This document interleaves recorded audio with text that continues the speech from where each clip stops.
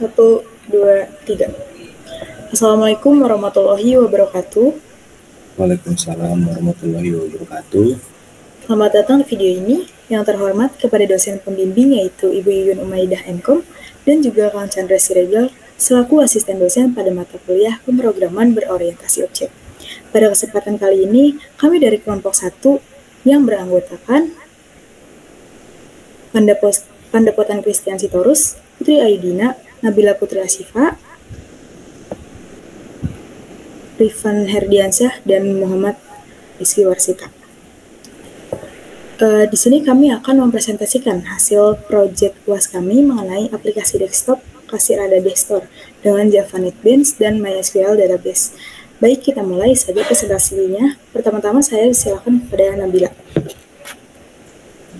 Baik, makasih Putri. Di sini saya akan menjelaskan tentang dari latar belakangnya dibuatnya aplikasi Kasir Ada Store ini.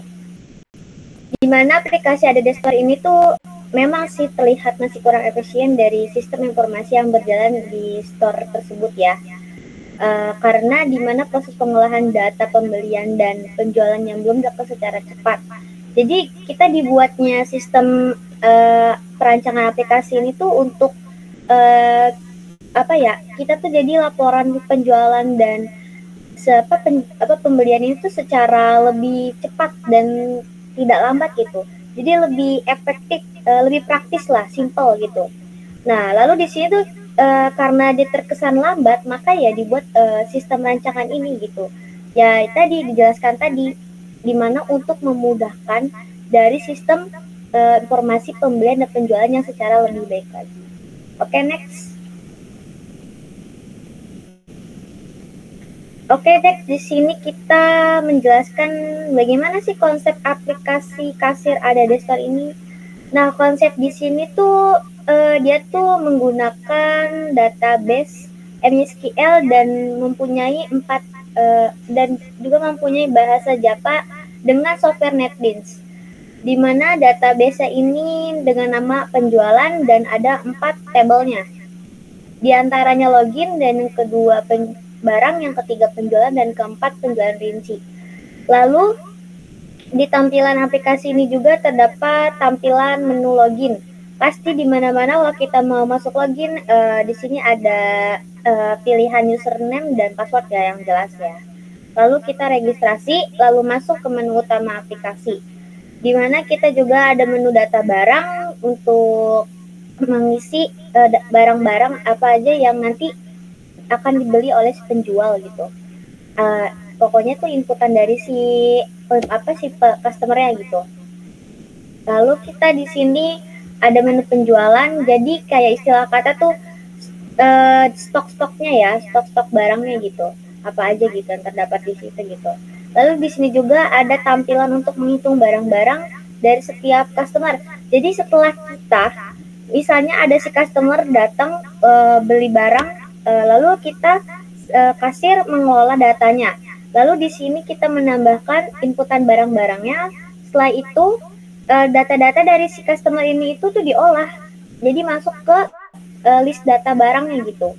Nah, tapi kita juga di sini tuh bisa gitu berupa ada pilihan untuk mengedit. Maksudnya di sini mengedit adalah ketika si customer tiba-tiba ingin mengganti keinginan gitu, opsinya gitu. Tiba-tiba dia pengen nambah lagi barang atau mengurangkan barang, ya udah kita tinggal bisa pilih tambah, atau misalnya dia mengurangkan barang, kita pilih hapus. Nah, seperti itu intinya ya. Lalu kita pada saat login dan registrasi, di sini juga ada tampilan yang sudah jelas ya. Kalau kita semua udah menghitung lisan barang kita, apa aja isi dari daftar pembelian kita. Lalu di sini juga terakhir adalah menu tampilan menghitung penjualan. Oleh karena itu, semua data di sini yang ada di kasir ini tersimpan di database MySQL karena antara Java NetBeans dan MySQL database sudah saling terkoneksi ya.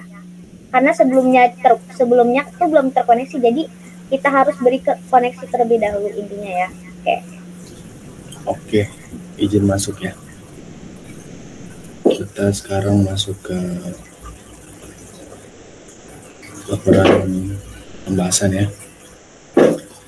Jadi setelah dijelaskan tadi mengenai alur studi kasus pembuatan aplikasi pada desktop, selanjutnya kita bakal membuat pertama-tama ya, kita akan mengaktifkan XAMPP terlebih dahulu dengan mengaktifkan Apache dan juga MySQL. Kemudian tujuannya untuk masuk ke localhost phpMyAdmin. Setelah kita masuk ke localhost phpMyAdmin, kita bakal membuat sebuah database dengan nama penjualan. Kemudian kita akan membuat 4 tabel juga, seperti pada gambar ini. Nah, 4 tabel itu apa aja sih?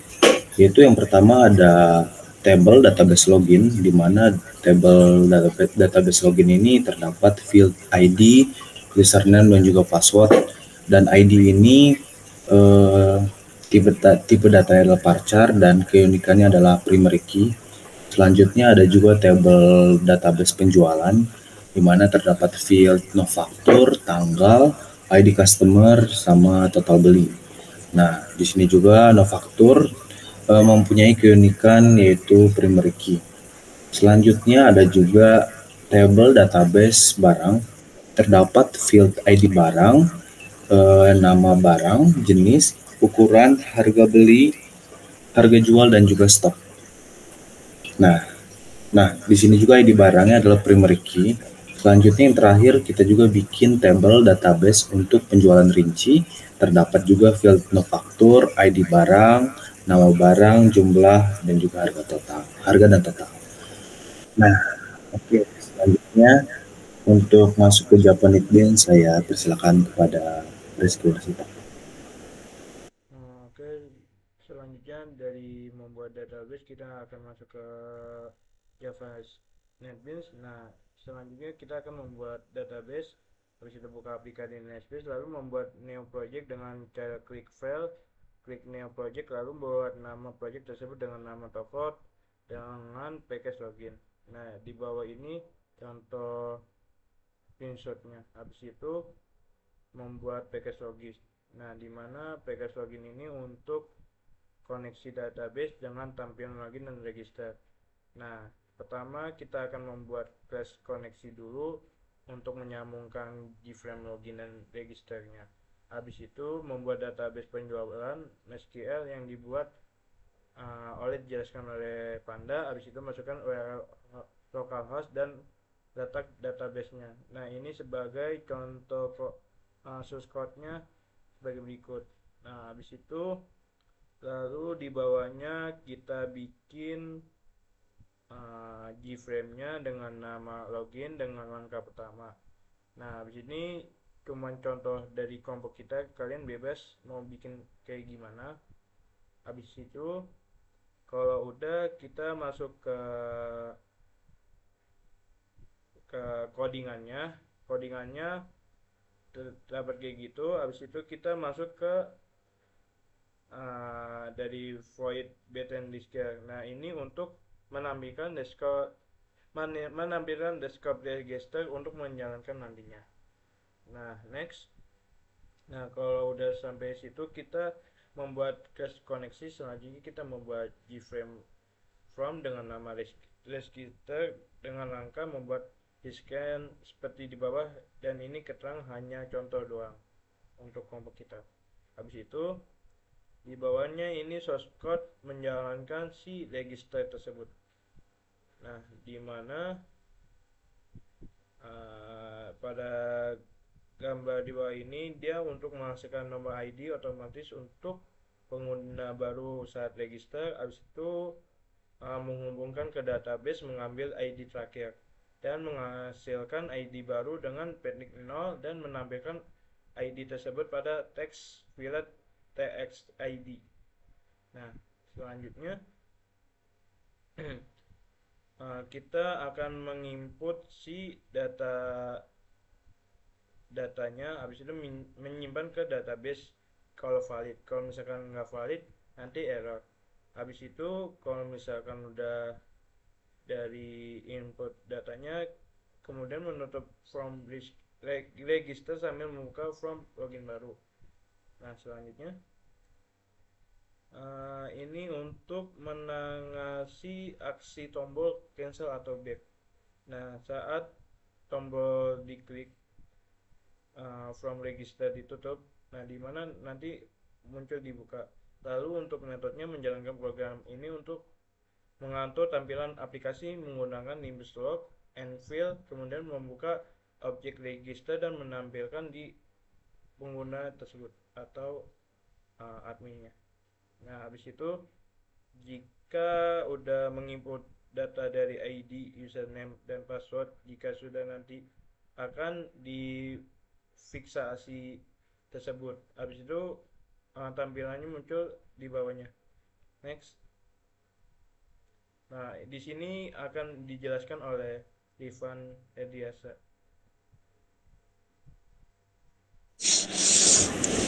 Baik, saya akan menjelaskan bagian package toko.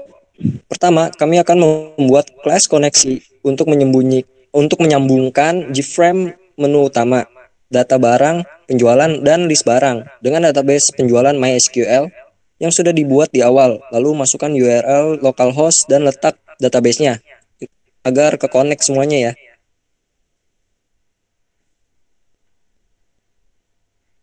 Setelah itu kita buat GUI-nya dari menu utama. Kemudian masuk ke source dan coding menu utama agar GUI-nya itu berfungsi. Kode ini menunjukkan definisi kelas menu utama sebagai jendela utama aplikasi penjualan. Untuk memahami lebih lanjut fungsinya, kita bisa mengklik button-buttonnya itu, JFrame-nya ya, swing-swingnya, biar bisa dibuka source code-nya. Di situ kita bisa nambahin fungsi-fungsinya. Lalu buat program untuk menu item data barang agar dijalankan ketika user memilih item data barang. Jadi kita tambahin lagi data barangnya untuk list barang, lalu masuk source dan coding menu penjualan pada menu utama. Buat program untuk menu item penjualan agar dijalankan ketika user memilih item penjualan.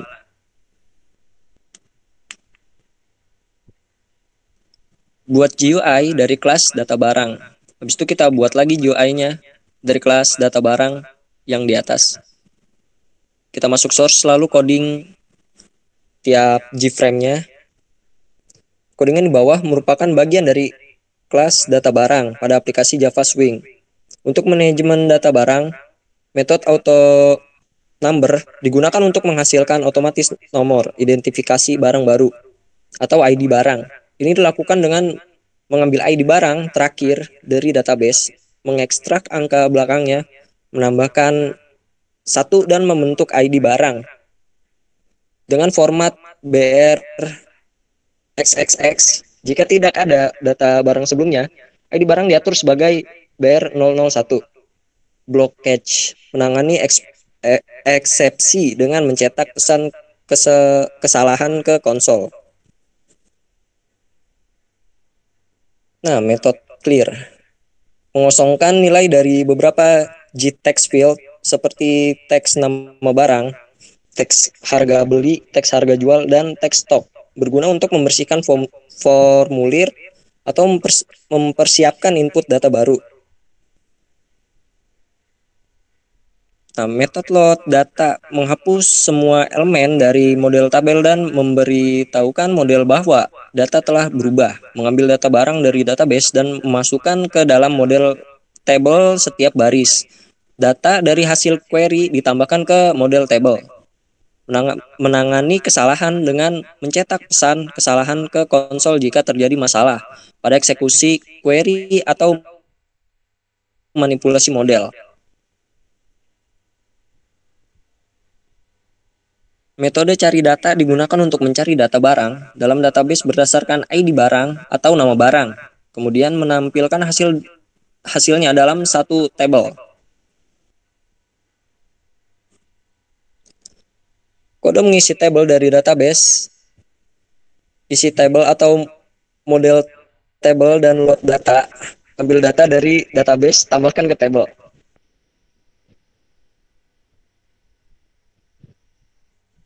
Selanjutnya akan dilanjutkan oleh Nabila.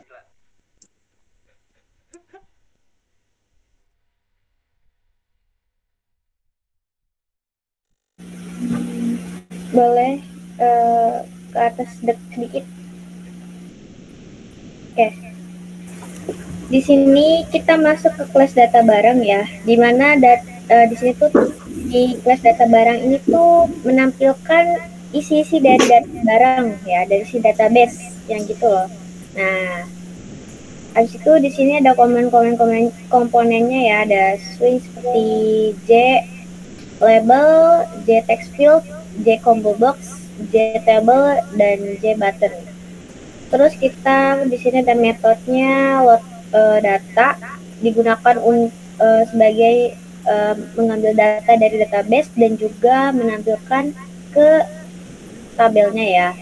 Terus juga di sini ada button edit, hapus sama batal dinonaktifkan secara default ya. Lalu di sini ada button edit action perform ya, sebagai ini loh pembaruan dari data barang yang terpilih. Jika baris yang dipilih misalnya nih ada lisan barang yang masuk nih, nah dia tuh bakal bisa kita mau pilih edit, dia akan beda sendiri warnanya gitu. Otomatis kan di situ ada sesuatu konstruksi query-nya gitu di SQL-nya gitu. Jadi ada perubahan. Kalau kita edit itu otomatis ada perubahan dari update-nya dong. Mungkin dia bakal menambah atau menghapus ya di sini. Lalu di sini kita udah selesai update, tinggal reset form aja ya, terus muat data baru. Oke, di sini kita masuk codingannya untuk melakukan update di database-nya setelah dari eksekusinya ya, yang sebelumnya diupdate. Menggunakan functionnya dengan pesan data terubah. Lalu diatur kembali kondisinya, kondisi di formnya dengan aktivasinya tombol save ya, atau misalnya kita aktivasi itu tinggal button di edit, hapus sama batal gitu untuk mengosongkan isi dari si kolomnya gitu. Nah, habis itu kita ya muat kembali gitu kalau misalnya setelah melakukan eksekusi yang sebelumnya gitu dari database ke tabelnya. Lalu kalau misalnya juga kita juga terdapat penanganan error dan mencetak update error gitu ke konsol jika terjadi kesalahan. Misalnya kita ada inputan yang salah, dia akan ngasih tahu kalau ada sesuatu yang error gitu. Jadi bisa klik update error aja gitu. Oke, next. Kita masuk ke button hapus ya. Di sini ya fungsi dari button hapus sendiri ya untuk menghapus data yang terpilih gitu. Misalnya ada yang ingin dihapus, tinggal klik oke, dan konfirmasi beres lah, oke. Dan database-nya juga sukses gitu. Oke, next selanjutnya. Di sini kita masuk ke bagian bawah di mana untuk mengatur ulang dari keadaan isi dari si formnya ya, atau dari tampilannya gitu. Setelah proses dari update atau penghapusan data. Nah, di sini ada baris-baris yang berurutan. Misalnya kita yang pertama ini ada paling pertama yaitu melakukan muat ulang data dari database ke tabelnya untuk melakukan perubahan yang terbaru gitu, tampilan yang terbaru. Lalu yang kedua di sini mengenerate ulang nomor barang otomatis jika diperlukan ya. Yang ketiga di sini mengkosongkan semua inputan kolom di dalam formnya gitu, di formnya data barangnya gitu, untuk mempersiapkan pengisian data yang baru. Misal contoh ada customer yang kedua nih, otomatis kan formnya form yang baru gitu, nggak mungkin yang sama gitu, nggak mungkin seperti yang sebelumnya gitu, otomatis berarti juga pasti bakal beda. Oke, yang selanjutnya di sini ada button simpan. Pasti di sini sebagai untuk menyimpan atau mengambil data yang diinput masuk ke database ya, disimpannya, lalu dikonfirmasi dan ditampilkan tampilannya gitu, langsung ada gitu. Lalu kita di sini next di codingan di sini di sini nih ya, codingan di atas ini nih ya, mungkin nggak terlihat banget ya, intinya aja ya. Di sini tuh sebagian untuk menangani error. Ya, misalnya sesuatu kita ada kendala ketika melakukan transaksi ya. Nah, kita bisa gunakan lagi kata block try ya di sini untuk menjalankan kode dalam block finalnya gitu. Atau ada kesalahan pesan misalnya dicetak gitu ya.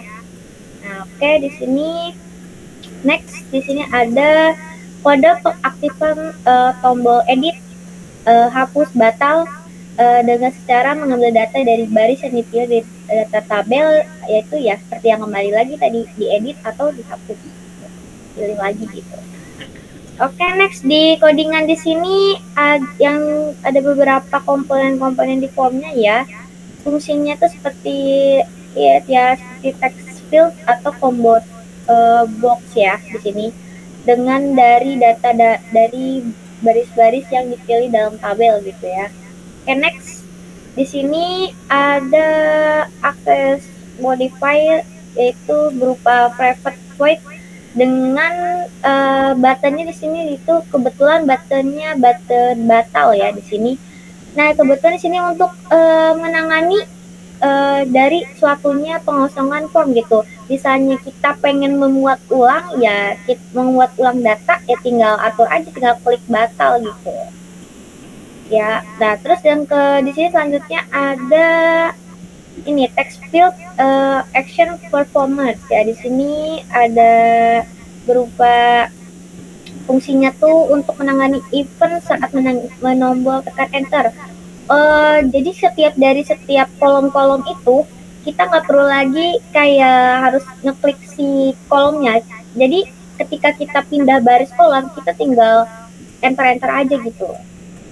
Nah, habis itu kita di sini ada text field di mana untuk menangani saat mengetikkan di dalam kolomnya gitu, melakukan pencarian data secara langsung intinya ya. Oke, next ke bawah.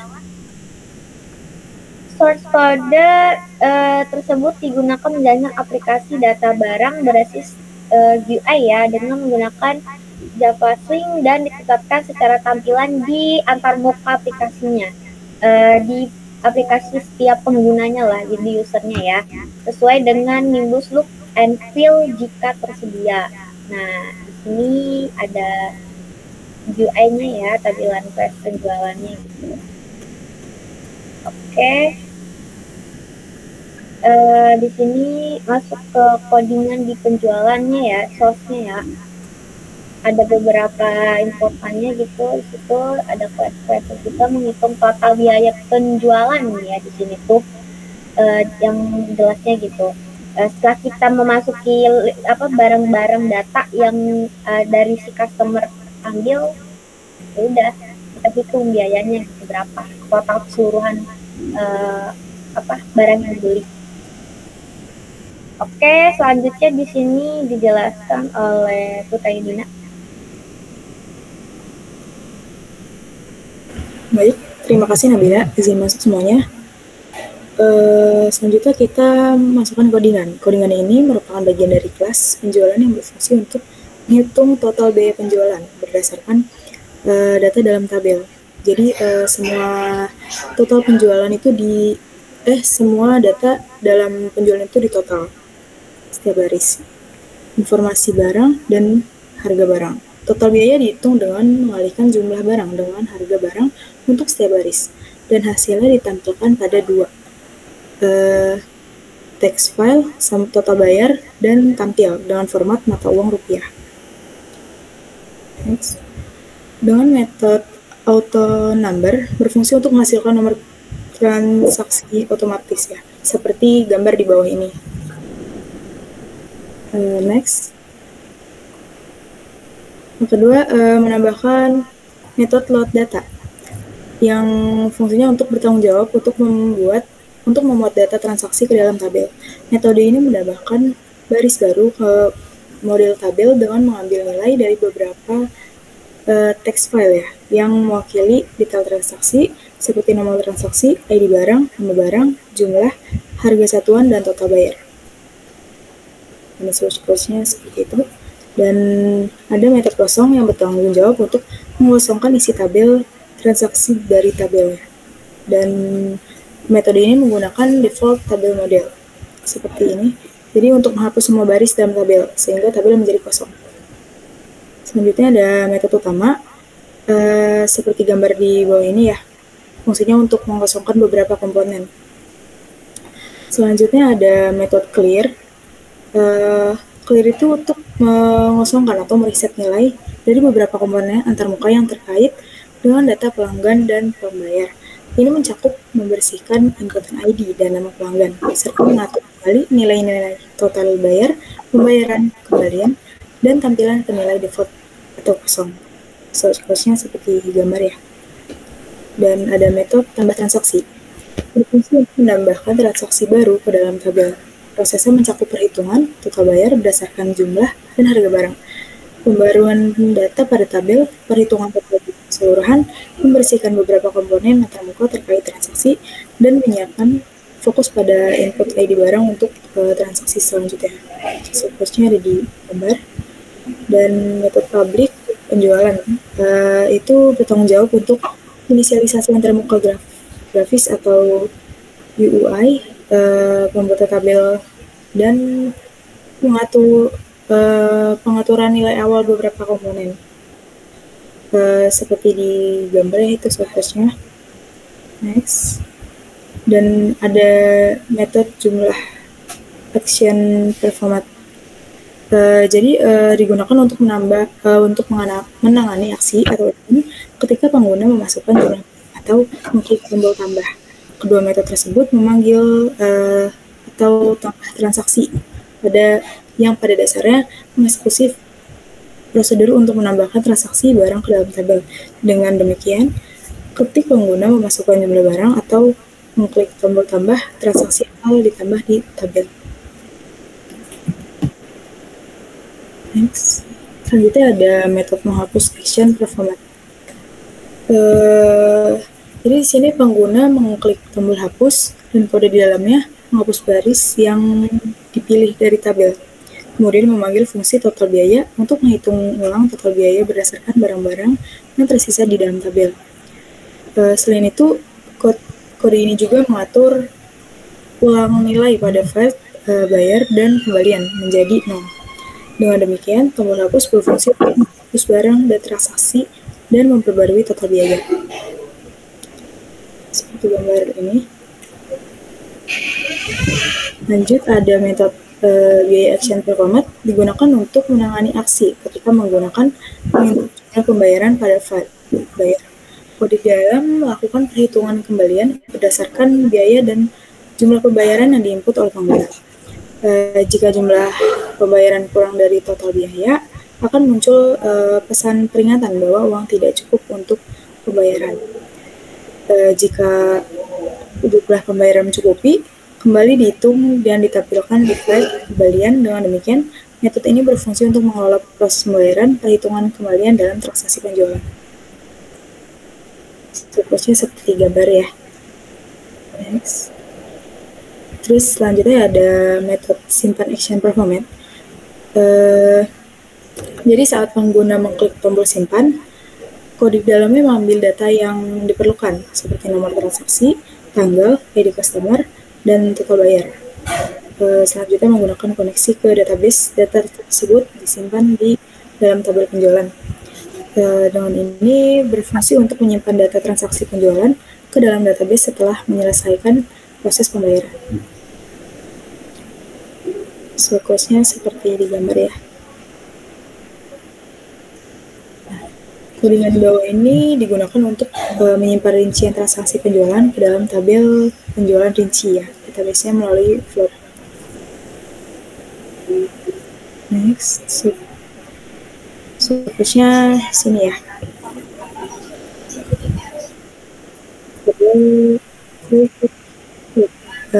Cari action performat digunakan untuk menangani event klik pada tombol cari. Di sini private ya, jadi tidak bisa public, tidak bisa memanggil ke yang lain. Jadi ketika tombol ini diklik, sebuah objek baru di kelas list bidang dibuat dan ditampilkan. List bidang mungkin merupakan suatu form atau dialog yang berfungsi untuk menampilkan daftar barang atau informasi terkait barang Dengan menampilkan list barang, pengguna dapat melakukan pencarian atau pemilihan barang secara lebih interaktif atau mendapatkan informasi lebih lanjut tentang barang. Dan supportnya ada di gambar. Variabel-variabel tersebut digunakan dalam pengembangan antarmuka pengguna pada aplikasi berbasis Java Swing. Masing-masing variabel mempresentasikan elemen-elemen antarmuka seperti simbol, tabel, panel, label, dan input file. Next. Dan kodenya ada di gambar ya. Suppose di atas mendeklarasikan sebuah variabel text file untuk mengelola dan menampilkan informasi pada antarmuka. Nah, dengan ini variabel-variabel tersebut dapat diakses dengan informasi sesuai kebutuhan dalam pengembangan aplikasi.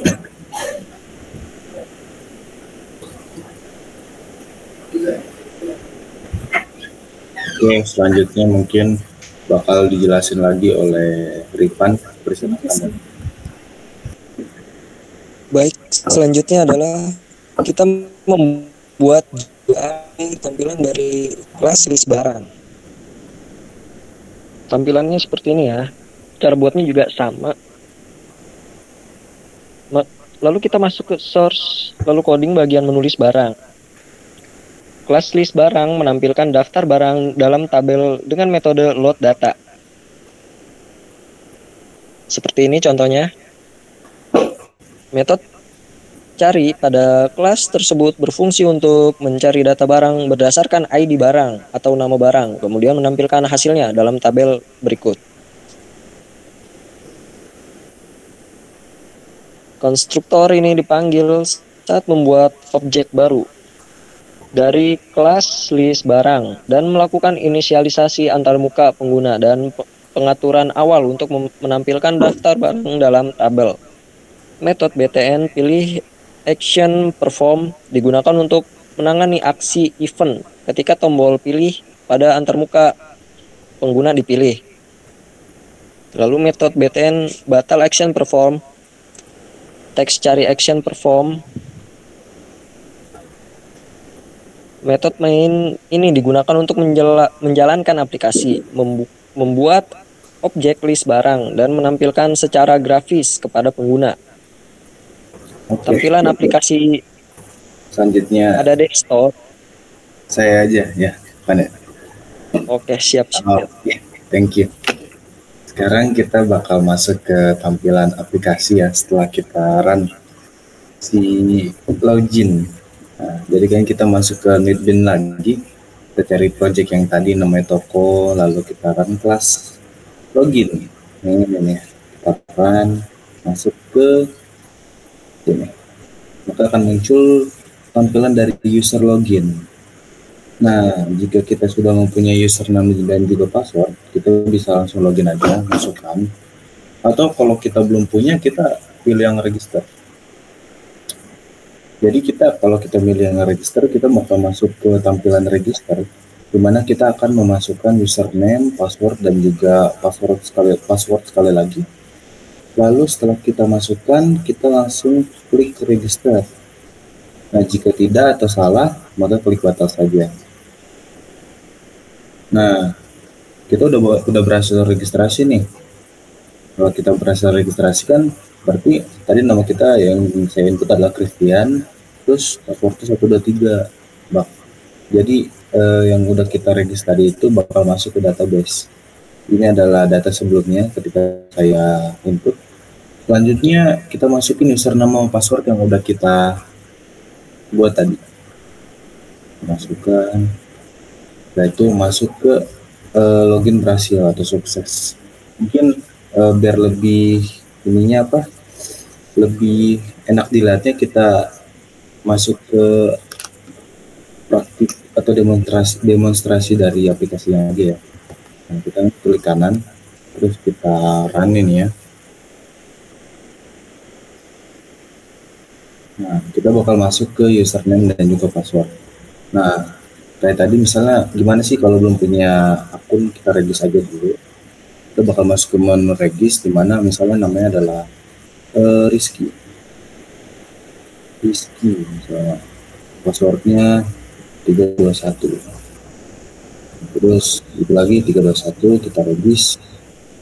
Nah, ada berhasil nih, kita registrasi, masuk lagi ke menu user login, langsung kita masukin tadi nama siapa, Rizky, tadi passwordnya 321, login, berhasil. Langsung kita bakal masuk ke tampilan utama. Tampilan utama ini ada master data, di mana master data ini ada item data barang, dan juga di transaksi ini ada item penjualan. Nah, gimana kalau kita mulai dulu dari data barang, item data barang. Nah, maka akan muncul tampilan item dari data barang, di mana kita di sini bakal input atau memasukkan barang-barang yang akan kita masukkan dalam program kasir nanti. Contohnya kita bakal masukin apa nih kira-kira? Ada ini nggak? Coba deh, misalnya baju. Baju. Ya, baju. Atau sweater bisa, sweater jenis barangnya apa? Oke. Nah, berarti kan jenis barangnya adalah baju ya. Ya. Ukurannya kita bikin misalnya M.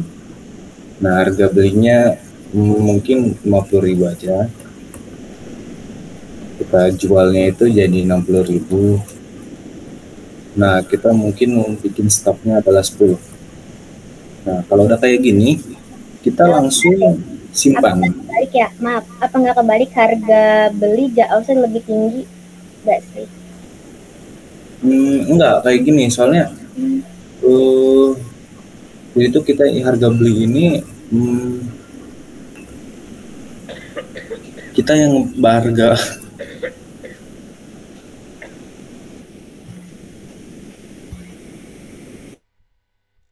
maaf dia ada ini jadi tuh si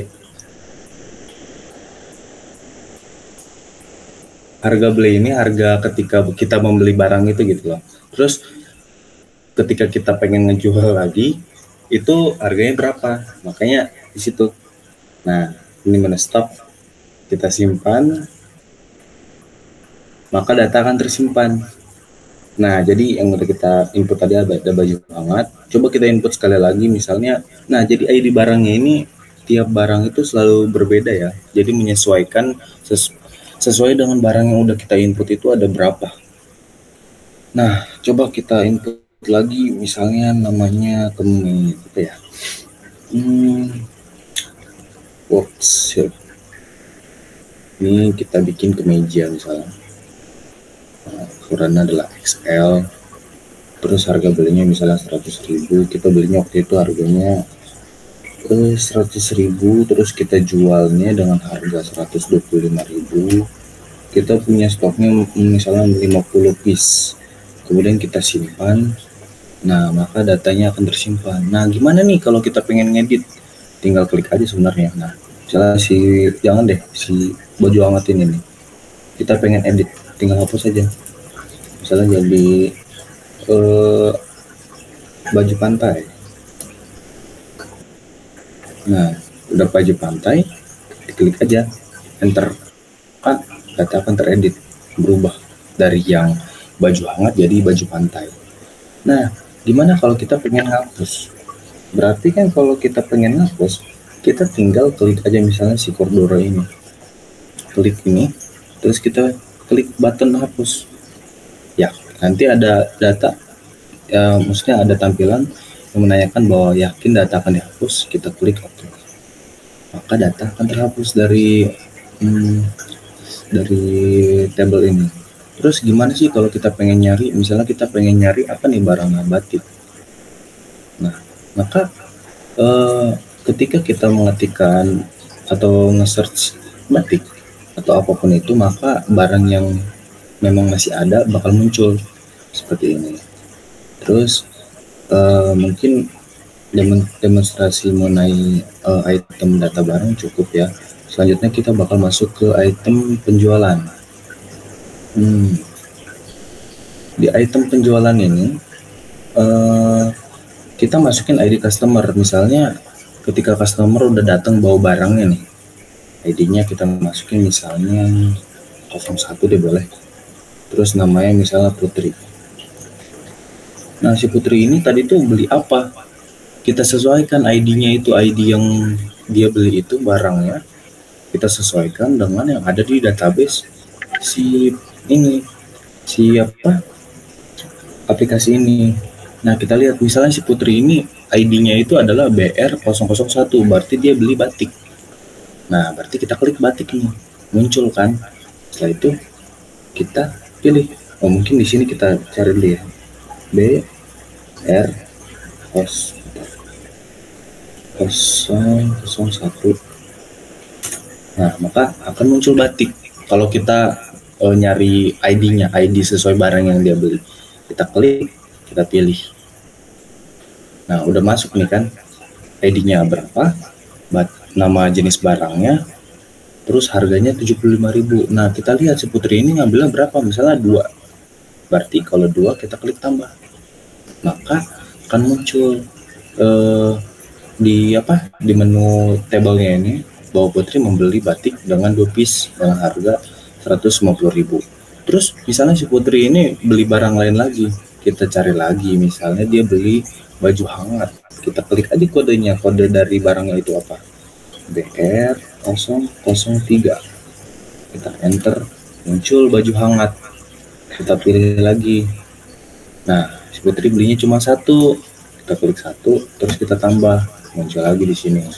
Nah, setelah dari si Putri ini udah ngebeli batik sama baju hangat ini, kemudian kan bakal ditotal harganya. Nah, ini dengan otomatis aplikasi ini langsung membuat total harga yang sudah dibeli, harga total yang sudah diinput tadi.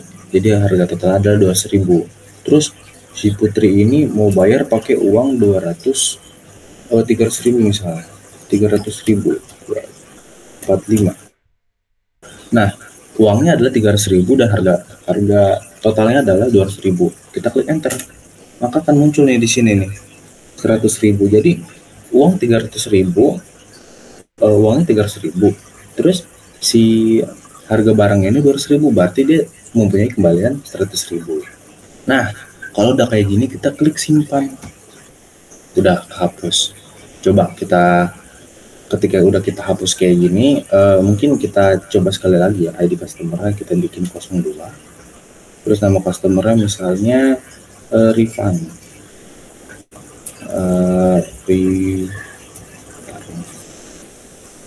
Rifan. Nah, si Rifan ini beli apa? Kita sesuaikan lagi. Misalnya dia beli workset, tinggal klik aja 004, enter. Nah, dapat nih si Rifan beli ini. Terus misalnya dia belinya cuma 1, klik 1 tambah. Nah, terus gimana lagi, dia beli lagi misalnya batik. Nah, dia beli batik, tinggal kita klik. Bisa antara ID barang atau nama barang bisa ya, kita cari aja. Nah, batik, dapat batik, pilih. Nah, Rifan misalnya beli 3 nih. Nah, ternyata si Rifan nggak jadi nih beli si baju ini, workset ini. Ya udah, kita klik hapus aja. Jadi belinya, ya udah jadi beli ini. Selanjutnya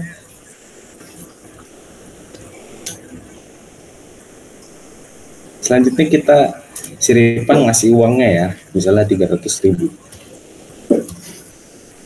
Enter, maka kembaliannya adalah 75.000. Kita simpan lagi. Nah, kenapa sih ini kehapus ya? Berarti kan penghitungan penjualannya itu sudah selesai. Jadi gimana nih si data-data ini tadi, kan tadi disebutkan bahwa datanya bakal disimpan di database. Coba kita lihat di database ya. Kita buka localhost pemainnya. Misalnya kita tadi udah beli di penjualan. Nah, di penjualan nih.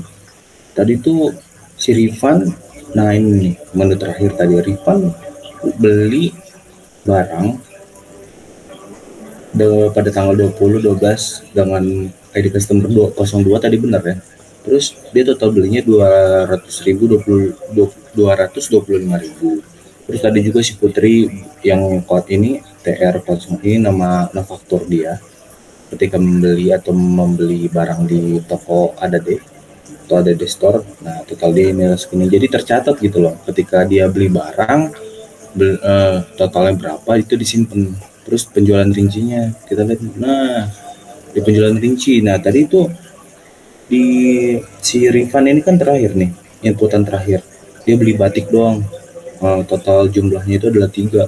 Harga satuannya 75.000. Terus total dia harga yang harus dia bayarkan adalah 225.000. Terus ada juga si Putri beli baju hangat 1, harganya 50.000. Sama batik dia tuh tadi tuh 150.000. Terus gimana kalau ke database barang nih? Database barang juga ada. Ini inputan yang sudah saya input tadi, ada baju, ada batik, baju hangat, ada ini juga beserta dengan harga beli, harga jual, dan juga stoknya. Terus kita lihat nih di menu login. Nah, di menu login juga ada user-user yang udah telah melakukan registrasi tadi. Jadi kalaupun kita masuk ulang ya bisa. Ini karena kan udah terdaftar, sudah tersimpan di dalam database sebenarnya. Nah, mungkin demonstrasinya cukup ya. Nah, jadi kita X aja ini. Kita X. Coba bentar. Oke, mungkin kita X aja udah. Nah, jadi untuk nge-close-nya ya tinggal X aja, kita close. Nah, mungkin cukup sekian penjelasan mengenai demonstrasi dari tampilan aplikasi ADD Store. Ya, seperti itu. Mungkin selanjutnya saya kembalikan kepada moderator ya. Baik, di sini saya akan menjelaskan kesimpulannya.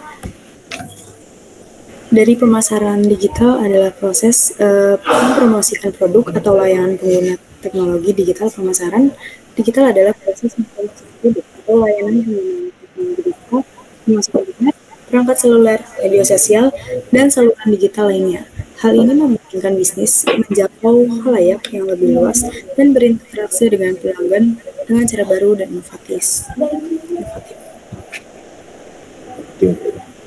Mungkin dicukupkan aja ya, Putri. Ya. Demikian penjelasan atau presentasi dari hasil proyek kelompok kami, di mana untuk memenuhi tugas akhir pengulangan akhir semester dari mata kuliah pemrograman orientasi objek. Terima kasih untuk semuanya. Mohon maaf bila ada kesalahan. Wassalamualaikum warahmatullahi wabarakatuh.